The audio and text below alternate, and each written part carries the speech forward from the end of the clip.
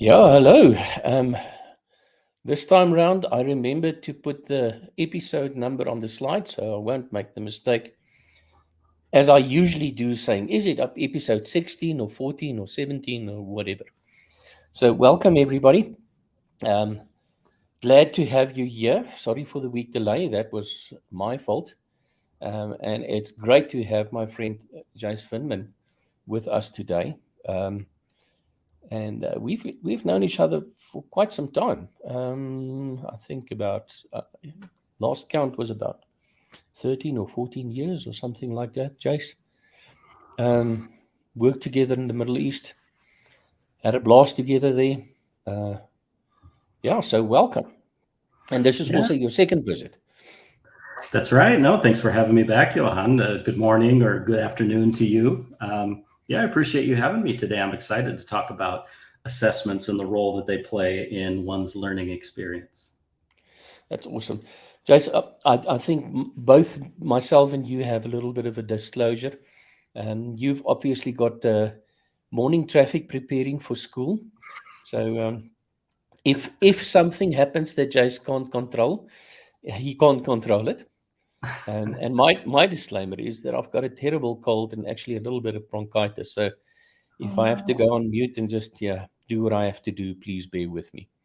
So Jace, for those of you who don't know you, tell us a little bit about yourself and your journey and how you got here, how you got to a point that you can actually have an informed decision about assessing and learning. Yeah, so again, thanks for having me. You know that I've been in the private IT certification space for 17 years prior to my latest role. Yeah, I owned a business during that time, was self-employed and had the honor and pleasure of being able to train 4,000 people in 10 different countries with a company that operated in the Middle East and Europe and here in the US. I guess my mission has always been to help people achieve upward mobility by giving them the skills that they need to succeed in the workplace. And yeah, I guess that kind of led me to best practices and the things that you and I collaborated on, like ITIL training and COBIT and Lean and DevOps and all of these hot buzzwords that we've encountered over the years and that we've tried to train people on. I guess, COVID was a bit of a disruptive time in the training industry. You know that. I know that. I think everybody knows that. So I did decide after 17 years to pivot into finding a job and working for an employer full time. So my latest role is senior technical training specialist at Amazon, which is very exciting. I should get this out of the way as we start our discussion here. So I do have a little bit of a disclaimer that all of the discussions we're going to have today reflect my own personal views and opinions. They're not the views of my employer.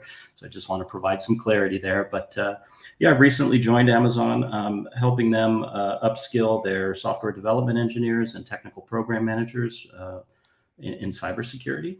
So I'm very excited about that. I've spent the last period of time just kind of on a listening tour, trying to understand people's perceptions and expectations around the program. And pretty soon the hard work is going to begin. So yeah, I'm very excited about that. That's an awesome shift. Yeah, I must admit my youngest coincidentally landed a job in an Amazon partner, and he's having an absolute blast doing projects all over the world. Yeah, so a great opportunity and a great company to work for. Yeah, no, I can say that it's definitely exceeded my expectations. I've met a lot of smart people, a lot of good problem solvers, so I kind of feel like I fit right in. Good. Okay, Jace. So why learning experience and not assessing knowledge or learning or skills, or because the topic was chosen by you. It's not my topic. I accept full responsibility. Yeah, well, let's talk about it. So, well, you've encountered these professionals in the past, as I have. People who I would say almost argue vehemently that the exam gets in the way of learning, right? That it's an exercise in confusing students, that it puts undue pressure on them. It gets them to learn, the basic concepts in a way that they can remember it short term, but maybe not be able to apply it in real life. Yeah, I mean, I can name names around that. People like Paul Wilkinson, who are really just geniuses at games and simulations, and really don't have a need for that kind of formal assessment to be part of their program.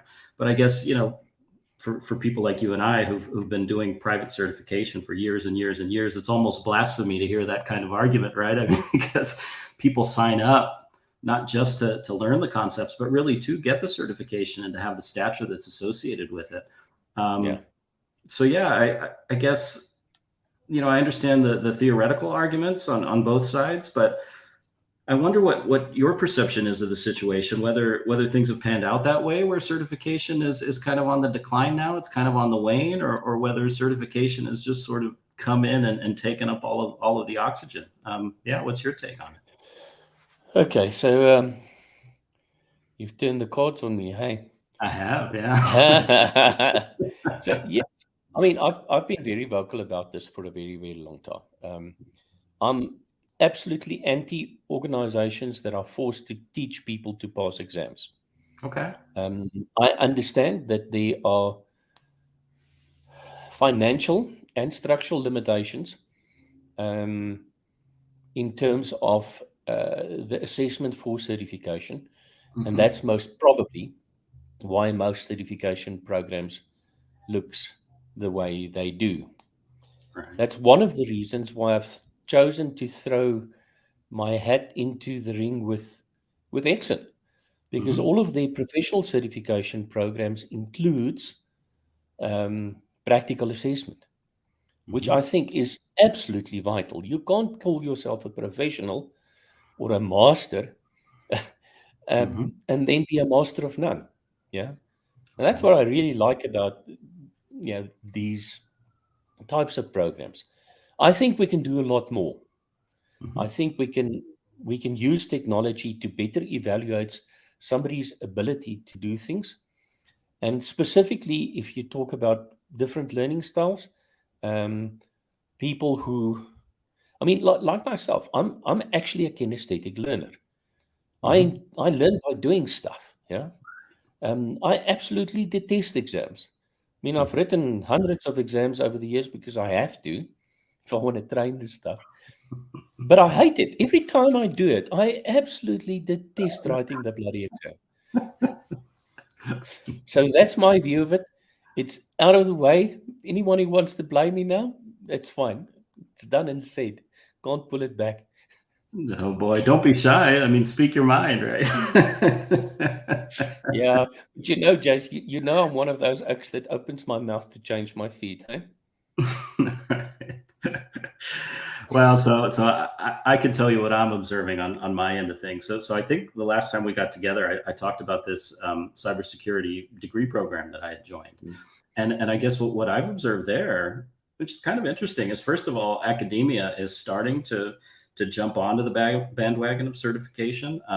They're offering it as an integral part of their program. So although there are courses that the university has created and that they want you to take that have their own assessments associated with them, they're also partnering up with certification organizations like CompTIA and ISC Squared and others that offer, industry certifications that are in pretty high demand. So I guess that's kind of a surprising shift for me, because, there's always kind of this tension between academia and the private sector. And now they're really starting to partner up. I guess the other thing that I've observed is that with most of the classes that I take, it begins with an assessment, which is kind of a non-traditional way to look at it, right? I mean, usually the argument against exams is that you're just spending days and days and days of study preparing to answer, specific multiple choice questions. But in the scenarios that I've observed, they start with what's called a pre-assessment. So before you look at the courseware, before you dive into the material, you are taking an assessment and getting immediate feedback on whether you already have substantial knowledge in that specific subject area.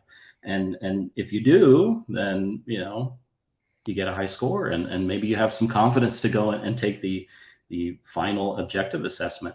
But If you don't have sufficient knowledge, it points out the study areas that you're going to need to put extra focus on when you do start diving into the courseware. So although it's not a hard and fast rule, I would say, yeah, with my academic advisor and the other people that I talk to, they say, just start with the pre-assessment, just dive right into it. Have no expectations going in. Don't do any kind of prep work. I think the other interesting thing about the pre-assessment is that it's not proctored. It's not something that's supervised. It's something that usually has a tremendous amount of time associated with it. So you can really read through the questions in detail, try to understand them. You're not really in a rush. And you can also Google stuff while you're taking that pre-assessment, or you can look stuff up in some of your own reference materials or books if it's something you've encountered before and you know where to find it. So it's kind of interesting because it's leading with the exam instead of finishing with the exam. Yeah, although that does come later, you're sort of thrown into it at the very beginning. I don't know what your take is on that. So I think it's a nice way of creating a baseline, especially if you've got a faculty advisor or a tutor or somebody like that that's actively participating in your learning, because it helps them, I suppose, to show where you're at. Right. As you know, I also teach part-time at university, and it's great. So the subject that I do, from your first assessment, starts building towards your final exam. Okay. And if you were smart enough to pay attention and listen to the advice and feedback that you got during the semester, you can't but ace the end exam. Right. And it's not teaching you to pass the exam. It's Right. teaching you or it helps me to help you understand what it is that you don't know. So I like this idea of a pre-assessment or the idea of continual assessment. Yeah. But that means that you need people who's engaged with your learning experience. And unfortunately, I think in the certification industry, and now I'm not pointing towards the exam institutes, I'm pointing towards the training providers, the accredited training providers. For far too many of them, it's just about bums on seats. How much money can I make? And as you know, I've always been against this commercialization of learning, because for me it's a calling. I mean, I teach people because I want to make a difference, and I know that you're exactly the same. I mean, that's why we click, yeah. Yeah. And that's why we've been mates for nearly 15 years. Yeah. Yeah, no, I totally agree with that you're trying to make an impact and you want people to really feel like they've learned it and understood it and that they can apply it. Of course, you don't want to sacrifice, passing the exam in favor of that. You have to maintain some kind of a balance. But yeah, I guess it's just kind of striking to me how assessments are starting to permeate really every part of the learning process. I mean, from the very start to, like you said, having checkpoints at different points, during the semester where you can sort of assess where you are with building your skill, and then ultimately validating all of that knowledge at the end with your objective assessment. So I guess sort of what I'm driving at, and you can tell me if I'm right or wrong about this, but I think the theory of saying that exams should be cast aside, and should not complicate the learning experience anymore, I think that argument has been lost. And I don't know if that's the right approach or not, but I guess to me it seems like the writing is on the wall. Like most academic providers are basically on the side of providing assessments and weaving that into the courseware. Yeah. So I agree. I think assessment and exams, whatever. Let's stick to assessments. I think we can do assessments better, though. Yeah. I think assessments are an integral part of learning. And I also think that most probably they contribute to our own experience of our learning also. But I think far too many people has had such bad experiences with assessments. People who battle with traditional writ or remember type of exams instead of... do you know what's interesting? I mean, a long time ago, very long time ago.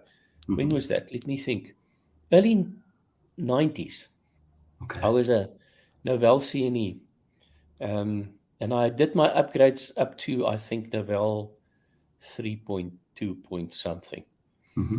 But the last few Novell exams that I wrote wasn't normal multiple choice. Yeah, sometimes there would be a question to say, you're on the console and you need to do the following thing.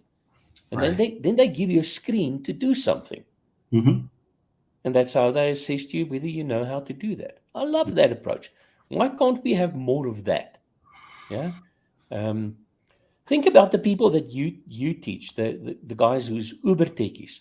I guarantee you, a good 70% of them are kinesthetic learners, Hmm. and the rest is most probably visual. Right. Yeah, so you're missing two of the letters of VOG, um, in that bunch of people, and those two missing letters is where traditional assessments are, and that's why I think that's why I asked why assessing the learning experience, because I Mm. think that's a very important question to ask.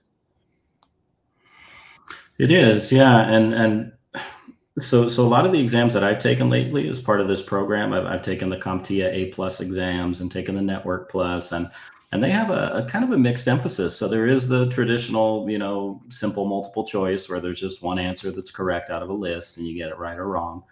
But they also have what are called, well, what do they call them? There's a specific name, and it's not coming to my mind at this moment, but they're essentially lab questions. So they are Okay. very similar to what you're describing. So there will be let's say a wireless LAN map, that they've provided, and they tell you that, users in this part of the building are unable to connect reliably to Wi-Fi, and they'll ask you to look at signal strength across this floor plan and try to determine why those users are having that specific issue. Is it a frequency issue? Is it an obstruction in the floor plan? Is it a particular wall or door or something that is blocking the signal? So they ask you to drag and drop different components to really try to work out how you could place these access points in different areas to improve the Okay. reception for those users. That's And it great. is very interesting, and it's actually, I think what's really interesting about it from a back end perspective, which you and I would have, is that although it's one screen and it's sort of one exercise where you're dragging and dropping different things in and trying to line things up, from that you can generate 25 different marks, right? I mean, because there's so many activities that are happening and each of them can be scored separately. There might be one decision you make that's wrong, and then you lose the marks, but maybe the other 4 out of 5 decisions are exactly what they were looking for. So it's one of those things where it seems very simple and kind of very trivial to you as you're working on it, but it can generate a ton of feedback on the on how well your assessment is going. You need the equivalent of like 10 or 15 simple multiple choice questions to test that same exact content, right? So yeah, that, Yeah. that is kind of an interesting thing too. Um, yeah, coming to think of it, what I didn't like about my Novell exams is they had the stupid tendency, if you answered a question wrong, you'll Mhm. get more questions like that. Oh, right. Those are those adaptive I, tests. Yeah, I remember those. adaptive tests, oh, that was terrible. Microsoft had a ton of those. Yeah, back in the old days. And I'm going to date myself here, but back in the old days, yeah, when I was doing my MCSE certification back in the late 90s, those were adaptive tests. And yeah, they were kind of a bear because yeah, if you didn't do well early, then you got a much longer exam. And of course, if you did well early on the first few questions, then your exam was short and it was done and over with. So yeah, so that that's again I think another call out to experience. Do you want to punish learners who struggle on the first few questions, which you and I both know when you take an exam, sometimes the exam is front loaded with some of the worst questions, and then if you just pass those, just flag them for later, the rest becomes super duper easy and you start running up marks. So yeah, I've always questioned sort of the logic behind that of punishing people who got nasty questions early. But anyway. Okay, so, but let's, I know I've got an opinion on this, but remember the old version 2 managers exams? Mhm. What's your take on those? Well, yeah, I did want to talk to you about that actually. So let me frame that. So when you're building a certification program or you're trying to design qualification levels, there's always, to me, seem to be kind of like a magic number in three. Three meaning, you've got your kind of foundation level. Can I remember and understand the concepts, right? And that's usually assessed using the simple multiple choice model. And then you've got kind of a level 2 where you're focused more on applying and analyzing what you've learned. You're trying to deal with sort of ambiguities in the content that you've acquired. And in the ITIL space, that was the scenario based kind of gradient scored exams, right? Where they give you Yeah. a scenario, they'd explain to you that you work at this company and these are the pain points that they have. And what is it? The CIO, is expecting you to come up with an immediate solution to resolve these pain points. And then you're given, several different scenarios, each of which has an element of truth to them, right? I mean, none of them is just totally completely bonkers, but each has an approach. One that might be overly theoretical, one that's somewhat practical and maybe takes advantage of the wiggle room you have on that concept. Another one where maybe it's just a little bit too technical and not really business focused at all. And then we had what we call the distractor, right, which was just totally wrong, kind of the opposite of what you'd want to do. But then at a level 3, I sort of perceive that as being more evaluating and kind of creating from the knowledge that you've acquired. And that's where sort of the V2 manager, sort of essay component, I think really plays kind of an important role, because what you're asking people to do is take a wide open question and just approach it almost, I mean, I wouldn't say blindly, but really just trying to dig into your own personal toolbox and figure out how you can creatively address that specific question or situation. And you're having to do it kind of free form, right? Where you don't really have guardrails, you don't really have options, right? You're just sort of told to sit there and write this up, explain it to someone off the top of your head. Yeah, I wonder if you share that, if there's a magic in the number 3, or if 2 levels usually will knock out most of the learning objectives that we need, or whether you even think that those mappings of simple to gradient scored to essay are the right match for each of those levels. What do you think? Yeah, so I think it depends on what outcome you want. Mm-hmm. Um, if I don't agree on the fixed structure of having multiple layers of certification. Once Okay. again, something that I like about Exit. If you don't want Mm-hmm. to do the foundation exam, don't. Okay. Jump right into the deep end. If you think you can Mm-hmm. swim, go there. Okay.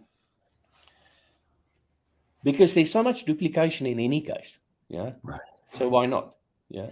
And at the end of the day, you need to be able um, to substantiate your learning in some way, shape, and form. Um, I must admit, I like that the sort of graded score questions in the ITIL exams better than I do the um, complex multiple choice Right. exams that was used in things like prints and so forth. Right. Um, I sometimes think that those things didn't really test insight as much. Okay. It just had the ability to ask 3 questions in one question and basically start not marking you negative. So those I didn't like.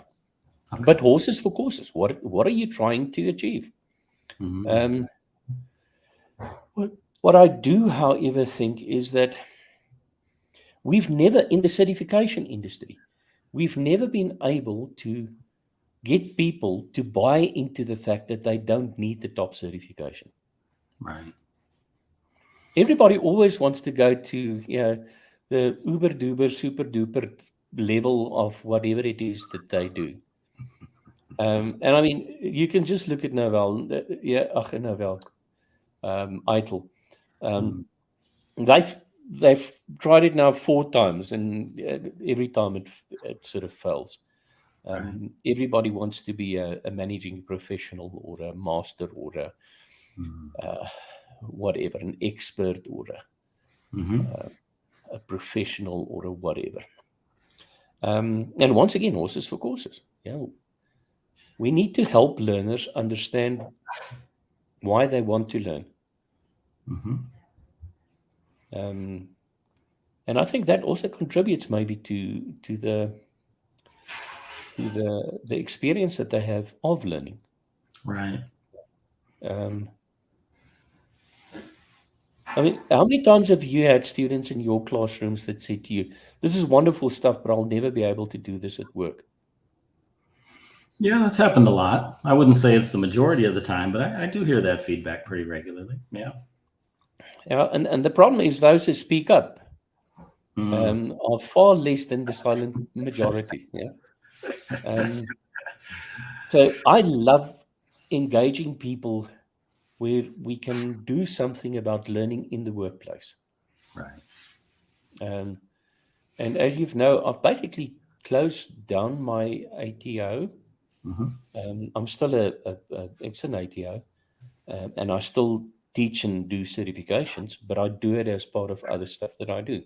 No more public classes, nothing like that, Right. for that specific reason. Yeah. Right. Well, and So let me put this to you. So, talking about learning experience and assessments, and being able to choose the level that you think is the most appropriate to you, or at least give it a go. How do you set expectations with learners that they may have tried to punch above their weight? Let's say that there's a foundation and a professional level, and someone says, "Oh, well, I've got 15 years of experience. I'm going to go straight into professional," but then they tank that exam. How do you get them to pick up the pieces from there and maybe take a step back into a lower level of training? Because I totally agree with you that's giving flexibility to people, first of all, can save them time. It can reduce duplication. But what if, and this is the funniest thing, you've seen this.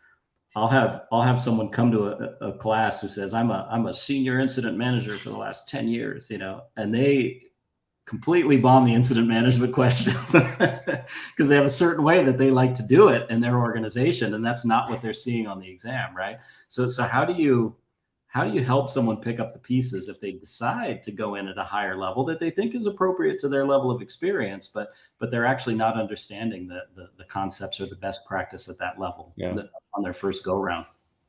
and the issue there is anti-patterns, actually. Mm-hmm. So and that's why I talk about this issue of continual assessment. Yeah. So if you assess often, you've got the opportunity to give personal feedback to somebody. And then you can say to somebody, "I can see that you've got lots of experience in this." But what we're actually trying to do with this is to shift your mind to thinking differently. Right.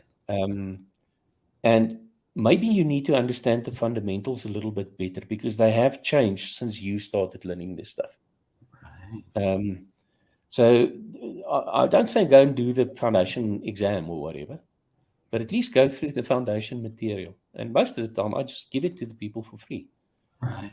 Because we've got it available, and I don't teach it. So yes, go through that, and if you've got questions, speak to me. But during that process of continual assessment, if it gets to exam time and I know that somebody is going to waste the money that they pay for the exam, I'll tell them so. Because that's my ethical obligation to do so. Yeah. And then to try and help them to get there. Yeah. Once again, I don't see you leaving the classroom as the end of my responsibility. Yeah. Not if I say I want to make a difference. Yeah. Well, and so there's that side of the coin where someone might feel like they belong in a higher level, but as you said, may not know the fundamentals of how these concepts have evolved over time and may need to go back and do that self-study. But then what about the opposite extreme? And this is kind of fun because I've gone through this myself. I'm gonna spill the beans a little bit. So there have been certifications that I've taken in the last year where they were really good video courses. I could sit there and listen kind of at a speed and a half, to this lecturer who'd tell me everything that I need to know within the confines of the learning objectives. But after you get into your, 8th, 10th, 12th, 15th hour, you're starting to think, oh my gosh, this is frying my brain. I just can't take it anymore. And it's then that you start to cheat a little bit. And what I mean by that is you just start going into the practice exams and you just do them over and over and over again. And you get as many questions as you can get your hands on, and you just burn through them, in a marathon fashion. And then take the exam, even though you haven't completed really all of the coursework. Maybe you haven't looked at every single one of the theoretical objectives, but you've done the exams enough to understand kind of the rhythm of the questions and what you need to expect and how you can eliminate stuff. So let's talk about that side of the learning experience, where the assessment is the learning experience, where you kind of skip out on all of the other modalities and just use practice exams as your means of preparation. That only works for foundational level learning. Okay. The moment you need insight, either to be able to discriminate, make critical choices, evaluate, or think strategically, that approach won't work. Okay. I've had people doing some of the intermediate, advanced level exams like that. Going online and buying, what do you call it? Yeah, the exam dumps, they call them. Yeah, The exam dumps or whatever, and they keep on failing. Yeah, right. The problem with those exam dumps is they're terrible. Yeah, I mean, that's quite right. often, if a student admits that they do that, I say, give it to me. Let me quickly go through the questions with you. Right. See, that's wrong. That's wrong. That's wrong. And you buy the shit to make you better. Rather put in the work, learn something from it, and be able to apply it later. I mean, that's much smarter than spending your time. Yeah. You know what? Today I thought about a concept. The concept that a time-honored tradition. We in the past we used to say that a lot. I'm glad people saying it least, because some traditions shouldn't be honored. And this stupid exam dump thing that people use to get technical certifications is one of those time-honored traditions that people should stop listening to. Right.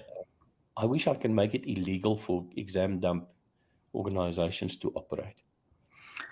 Yeah, no, I would say it does often get in the way of trying to remember it beyond, just the immediate couple of days when you're going to be taking your exam. I mean, because of the ferocity of going through exam dumps like that in such a quantity in such a short period of time, there's just no way that you're going to have much retention once you're done with it. You'll retain it long enough to take your exam 3 hours from now or whatever it's going to be. But yeah, after that, you forget it. And if you understand it, you can answer the question. Yeah, that's right. That's exactly it. So, yeah. Well, that's an interesting take on it, because, a lot of these certifications are sort of touted as being, kind of the pinnacle of having a skill set in that area, and requires X number of years of experience. But I think what you're telling me is that a lot of those are just facades, that they're telling us these are really teaching you, how to apply this stuff in depth. But if you can do question banks and still pass, that tells me it's still a little bit foundational and a little bit too theoretical. Yeah. So for sure, that and the fact that I do think that higher levels of learning needs to include practical assessment. Mm-hmm. Now you can cheat those also. I mean, if you've got an unscrupulous training provider that's willing to tell the exam body that you've passed all of the practical stuff, then nobody's going to do anything about that until they're caught. Mm-hmm. But at least it makes it better. Right. And I think we all need to try and find ways to make learning better for people who learns. Yeah. And I understand the argument that certification is important because it helps you to get to the job interview. But that shouldn't be our goal. Right. That's wrong for me. Let me ask you about two other kind of innovative questions, and I think you're uniquely qualified to answer this. So, first of all,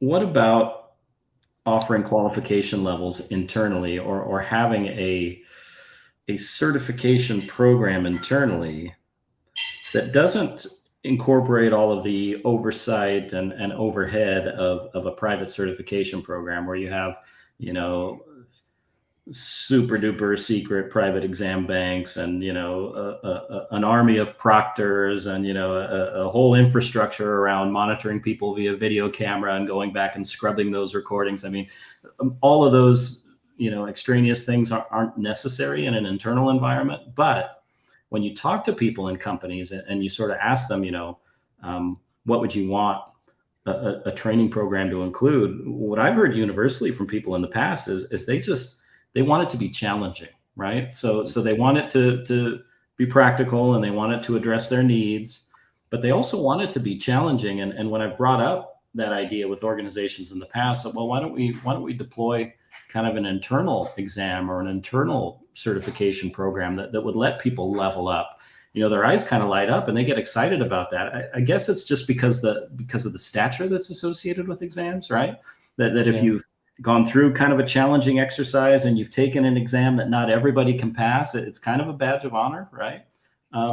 So yeah, what's your take on that? Because you and I, we've operated in this private space for so many years, but now that I'm starting to transition into working for an employer, I'm curious about how to apply those same concepts internally. Very interesting question, because we've just done a pitch for. Okay, let me just set the scene.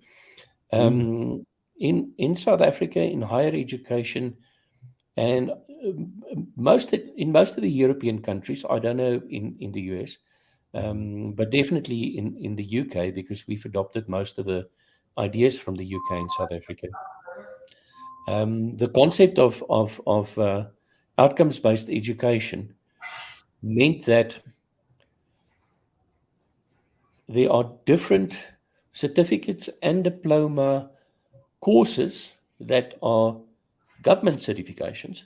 So it's issued by the South African Qualifications, SAQA, South African Qualifications. I can't remember what the authority. Wow, okay. Yeah. And how this works is you can either go and do a course and learn all of the outcomes and then do an assessment, or you can just go straight, because you've got years of experience, to a qualified assessor who can assess all of the things that needs to be assessed. Okay. And because they're a qualified assessor, give you a score. Some of their work will be moderated, just to make sure that the quality of assessments is up to standard.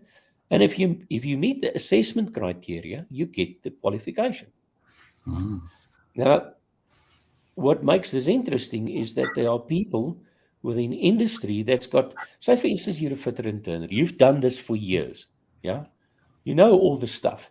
You can sit with the assessor. The assessor can take you through the assessment.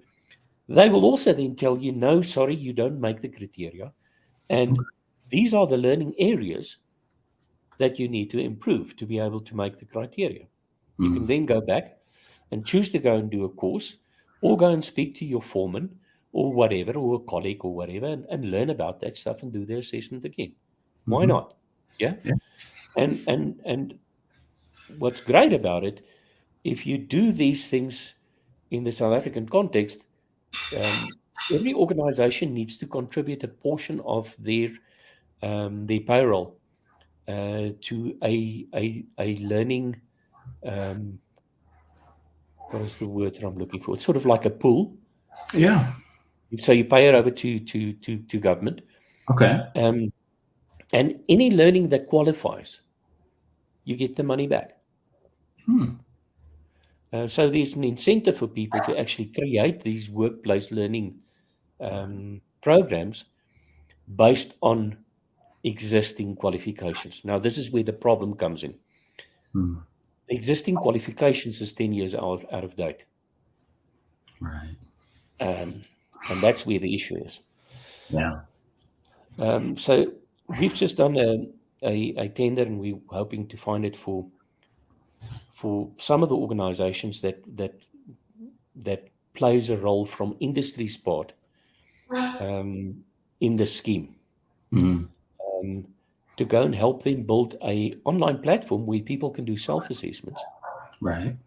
And when they then feel they're ready, they can then get an assessor to come and do the assessment, or find out, via the industry body, how can they breach the gaps. Yeah. So I Okay. think this is a brilliant idea. The main thing that we need to do is we need to just make sure that these standard qualifications are more relevant and not out of date. Right. Yeah, and that is a smart approach. And I've seen some companies take the approach of, well, I won't call it in person because COVID has changed all that, but doing kind of a face-to-face, even virtual assessment where they pose questions to someone and ask them to respond back with what approach they would take. And they kind of take notes against that, right? And build a profile of that person's experience. And based on that, and we used to see this with the ITIL V2 managers exams, give kind of a thumbs up versus kind of a thumbs down, right? I mean, it's subjective because you don't have necessarily, a scoring mechanism that you can follow, but it's something where someone more experienced can come in, ask you a lot of questions, figure out how well you can think on your feet, and build a profile against that can be shared with the manager of that person or the team of that person that's looking to appoint them to a higher role. I guess my question for you next, then, the next challenge is. So now you're doing an interview with me.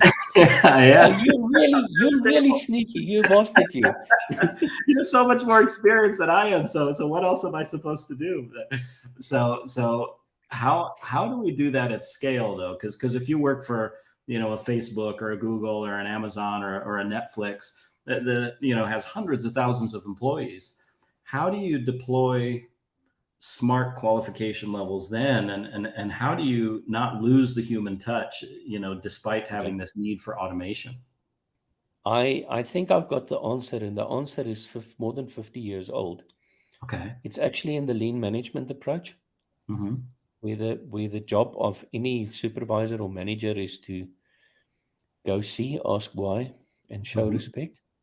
Okay. So I've got a huge admiration for the way that I was trained. So my first qualification wasn't the academic qualification. It was a practical qualification. So I went through a formal apprenticeship. So for those of you in the UK, like your old polytechnics, we had things called technicons, where for 6 months of the year, you learned theory, and then you have to go in the workplace and you need to go and apply what you've learned with a supervisor. Okay. And it was their job to make sure that you tick all the ticks that the polytechnic told you that you need to go and practically learn. Okay. So I like an apprenticeship program Yeah. where you can learn from somebody more experienced. I think it's a very valuable learning experience. It was a very rich learning experience for me. Not only did I learn a hell of a lot of practical experience that I didn't have to gain, but I also learned how not to do some things from some of my supervisors. That's a delicate way of putting it, but okay. Yeah. One day offline, I'll tell you about some of the stupid stuff that the SAP did.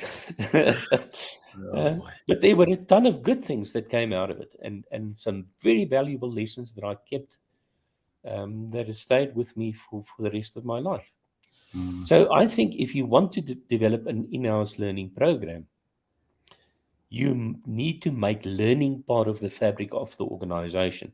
Right. And if you make learning part of the fabric of the organization, it means that you have to make teaching part of the organization. Because as well as I do, the best way to learn something is if you have to teach it to somebody. Right.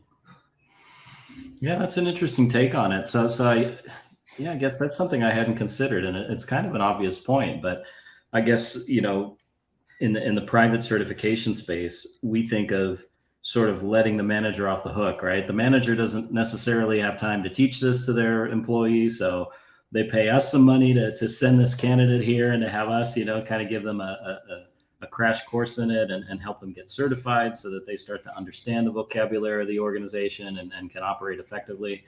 But I think what you're saying is that even at scale, even when we have, hundreds of thousands of employees that we're responsible for, you can't really make the training department or the course developer solely responsible for making sure that person has effectively learned what they're supposed to. It's really the person's manager. I guess the phrase that comes to mind is all training is local, right? That yes, you can build a scalable product and you can deploy it to many, many people, but it's ultimately up to that manager to assess and determine whether that employee is now effective in learning those skills and applying them. Yeah, that's an interesting take that I hadn't considered. If you think about it, I mean, you're I don't know, you're an army kid, I think. Yes. What's that? You're an army kid, is that right? No, I'm a mining brat. So I did live overseas. You're a mining brat. Okay. Yeah, mining. I just remembered that you moved all over the world. That's right. if you think about there's lots of things that we can say that's not good about the military. But if there's one thing that's good about the military, it's about practically training somebody so that they can do the essential tasks that they need to perform. Right. And I think we are far too willy-nilly with the way that we approach people who work within the workplace that's supposed to provide customers with care and value, and think it's not necessary to spend that time and effort just because they're not going to kill somebody. Right. Yeah, so that's just wrong. Yeah. Well, and I've also been thinking about this a lot lately, just sort of the difference between a mentor and a coach. Before I tell you what I think those two things are, why don't you tell me what you think they are? Well, what is the difference between being a mentor and being a coach if you're a manager? Okay, so I've done some coaching courses and stuff like that. The thing with a coach is a coach can't, and I don't even know if I agree with this, but this is what the International Federation of Coaches says. A coach can't tell you what to do. A coach needs to help you to find your own answer. Okay. Now, I've always said that a coach can be assigned, but a mentor must be chosen. Oh, I see. Okay. So I will select my mentor because I respect that person. Right. And I've got two mentors in life. And I expect them to tell me stuff. Yeah. Their job is not for me to find out on my own what I should be doing. Is if I go to them for advice, I want them to tell me about their experiences and why this dumb idea that I've got now is going to bomb. And they often do, because that's the type of relationship we've got. And often they say, well, that's an interesting thing. Go and try it and tell us if it fails so that we can tell other people never to do that. Right. You get to be the guinea pig. So I don't know. How different is that from what you think? I think that's pretty close. So I guess a characteristic of a mentor, I think you're right. I agree 100% that a mentor is someone that you select. They don't select you. That's right. And often, in fact, I had this conversation with my sister recently, who's a social worker, and she, had someone approach her who's junior in the organization and said, I'm shopping around for a mentor essentially. So I'm considering you and, these three other people, and why would I want to have you as my mentor? So there's almost kind of a sales pitch that you have to make as a mentor to really get someone, excited about working with you. But I think what's also sometimes interesting about a mentor is that they can be outside of your direct role, right? I mean, they may not have done your specific job before. They don't have, the intimate experience with, say, running a training business that you might have, but they've sort of been in that orbit, and they can give you a different perspective from someone who's been in a totally different role. In other words, they're giving you advice that is kind of, once removed or third party or however you want to put it, right? I mean, it's a little bit more objective than someone who's been right in the thick of it like you are. Whereas a coach, I really like that description you gave, that a coach doesn't give you the answers, but they help you find the answer. Yeah, I guess I see a coach as someone who has been in your role, understands it pretty well. Often your direct manager is going to be your coach, right? Because they're the ones who've defined your responsibilities, and they have certain expectations around how they want you to perform, but they don't spoon feed it to you, right? I mean, they don't have to hold your hand every step of the way, but they do need to push you in the right direction to make sure that you're lined up with those expectations. And so, yeah, I see a coach as being someone who can provide a lot more direct advice about what you're doing right or wrong in your specific job. Does that still sound compatible with the way you Yeah, describe it? I'm happy. I think the coach for me is very close to the role of being a artisan and apprentice.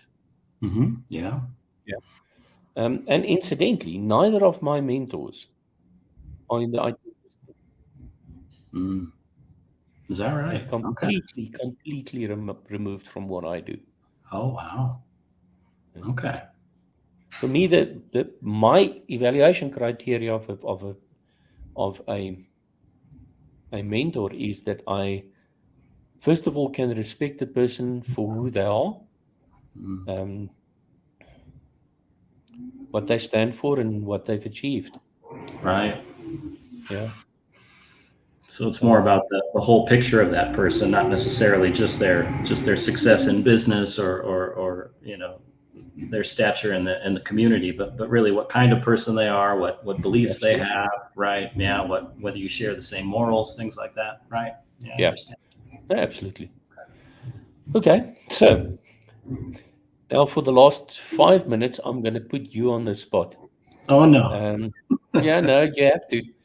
So the talk was about assessing learning experience. So here's my question to you.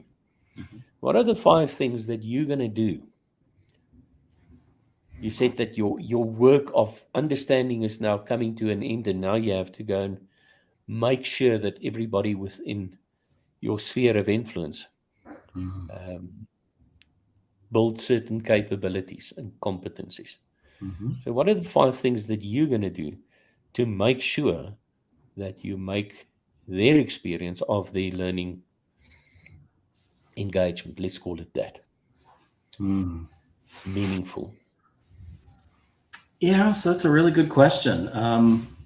Yeah, and this is kind of the pivot that I'm in as I try to transition out of just being in meetings and trying to actually build something. But I think what's often neglected, and I'm guilty of this because I come from a situation where I own my own business and could basically make decisions on my own, is, when I would build a training course, I had my syllabus, I had my reference material, I had, my diagrams, I had all the bits and pieces that I needed to be able to create that course.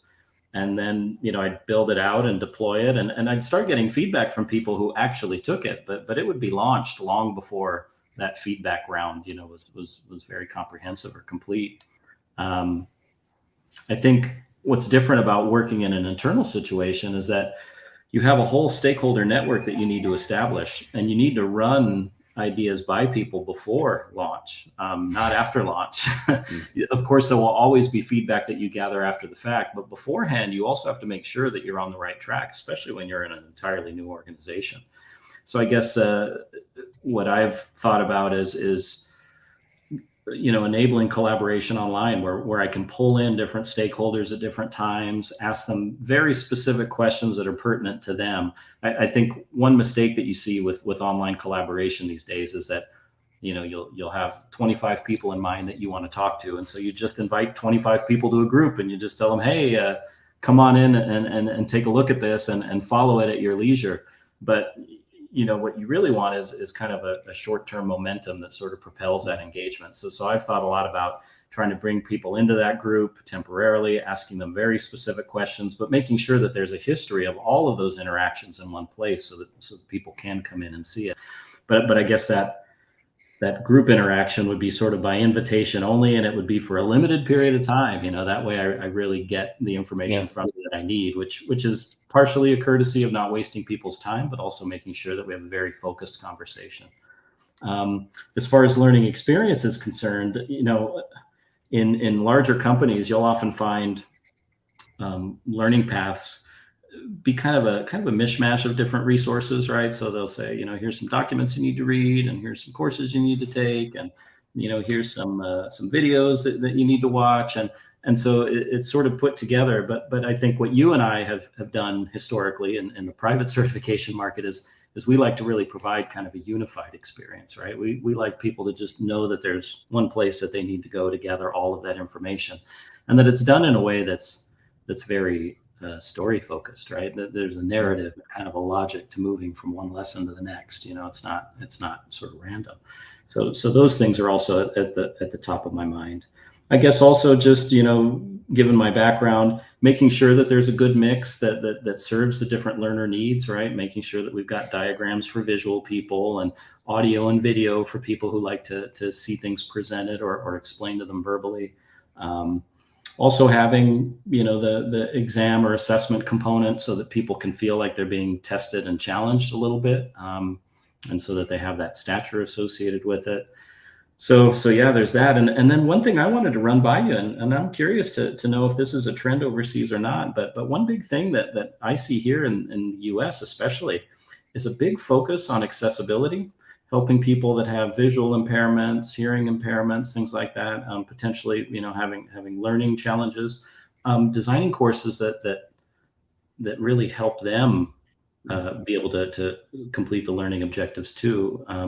And a lot of that is around what types of tools you introduce, what contrast levels you provide in some of the diagrams and images, how easily you can navigate a course just using a keyboard, like going through exam answers and stuff like that. How easily VoiceOver can read things that are on the screen. That's something that I'm relatively new to, but I'm committed to serving that audience as well. Have you had any experience with assessments or exams and accessibility issues, things like that? Not to put you Very on the spot.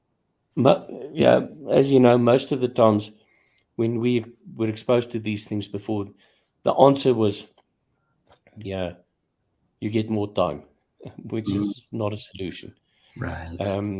What I've learned is that, with this stuff that I've been doing over the last few years with a sort of the state outcomes based education stuff, is that the role of an assessor, that can find an optimum way to engage with a learner, and adapt their assessment method, from asking questions or getting them to do stuff if they really have a. Yeah, do you know how many people are terrified of actually speaking to somebody? Yeah, Um, I know that does and I create a mean, lot of anxiety. Yeah. I've got an ex-partner, and that's now something else. I mean, this guy just can't pass an exam, Hmm. and he's super bright. Okay, but give him an exam and he'll fail it.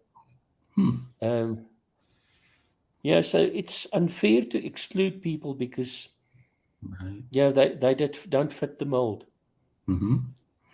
Just one thing that I want to mention to you is I think it's great that you engage with people before. Okay, just make part of that experience also assessed. So here's a shout out to Dirk. So a friend of mine is involved with the master's and doctorate level learning at the University of Antwerp. Okay. And so he asked me to give some feedback on one of his students' stuff. Um, all of the feedback was collated. It was sent back to everybody that participated. Yes. And there's now multiple levels of actually rehashing the feedback until the right balance is found, which I think is brilliant. Yeah, isn't that a nice way of making sure that before you do something, it works? Yeah. Well, and I think also expanding upon that, just giving credit where credit is due, because often we're very selfish as learning developers, right? We want all of this feedback to come in and we want to feed off of it, right? But we've got to give credit to the people who've inspired those ideas and have really improved the course, and really call out specific areas where their feedback was instrumental in making it better. And I think that's something that is relatively new to me, because like I said, I've often had to develop these courses in kind of a vacuum, but that's all going to change now. Yeah. Come to think of it, I think you know Dirk Steeperaad, eh? I do know Dirk. Yeah, he worked with us in the Okay, so past. have this conversation with him also. Yes, that's a really good idea. Yeah, I need to speak to him. Okay. So I've promised my audience that I'll stick to 1 hour now and not do the long-winded conversations. We'll have to take So this offline with a few drinks and we'll, we'll have to do this offline. And it was a pleasure to have you here, even though half of the interview was you interviewing me. Yeah. Next time around, I'm not going to be caught like this, eh? Every time I Jace, look at that big forehead, that big brain of yours, I think, oh boy, I need to just get as much thanks for the information from him compliment. as I can. But you know that we the same. So I absolutely enjoy picking your brain and your experience. And thank you for making time once again to Oh, chat with us. I had fun. I hope you had too. And sorry about the time confusion. Just for everybody out there, there's a difference between GMT and BST. Okay, lesson Jace. learned. I'm gonna cut to the outros. Just stay online for a second. Okay. If I can remember how to do that again. Okay, so thank you once again, Jace. Thank you, Johan. It was a pleasure, and people are welcome to contact to be in contact with you Yes, if yes, I'm right. please reach So out. there's Jace's contact details. And the last thing for me is just a quick pitch. Just remember, we're doing some interesting stuff in the digital transformation and innovation space. The book that was launched last year is still available, and it's now second edition. And it was included in Thinkers 360's top 50 must reads for 2022.